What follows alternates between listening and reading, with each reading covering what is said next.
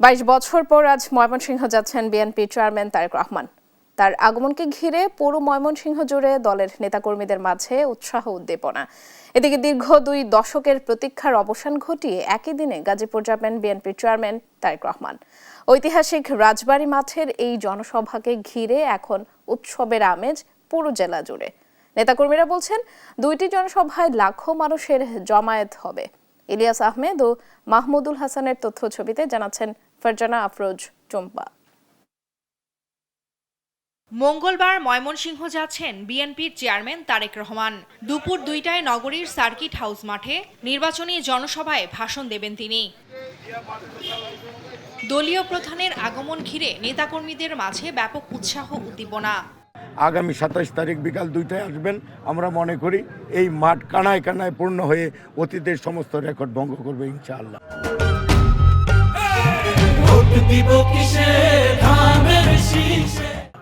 জনসভা সফল করতে এরই মধ্যে শেষ হয়েছে সব প্রস্তুতি। প্রত্যেকটা জেলাভিত্তিক প্রচারণা, মিটিং, উপজেলা ভিত্তিক অঙ্গ সংগঠন যা যা কাজগুলো আমরা বুঝিয়ে দিয়েছি। ইতিমধ্যে আপনার স্টেজের মালাপত্র নামতেছে, আমাদের স্টেজের কাজ শুরু হবে। আমরা রোডটা রেকি করলাম, কীভাবে ওনার গাড়ি বহরটা ঢুকবে। আমরা সার্বিকভাবে ব্যাপক প্রস্তুতি গ্রহণ করছি। ইনশাল্লাহ আশা করি এই জনসভা একটা জনসংযোগে রূপান্তরিত হবে। পরে বিকেলে গাজীপুরের ঐতিহাসিক রাজবাড়ী মাঠে জনসভায় বক্তব্য রাখবেন তারেক রহমান। নেতাকর্মীদের আশা, জনসভায় মানুষের ঢল নামবে।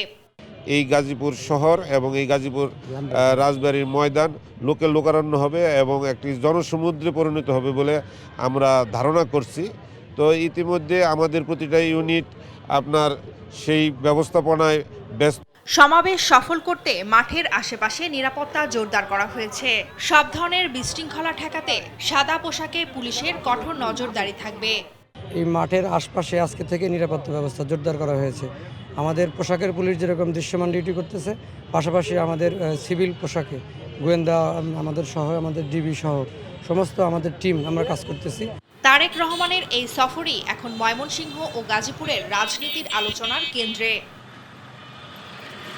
ফারজানা আফরোজ টুম্পা, নিউজ ডেস্ক, দেশ টিভি।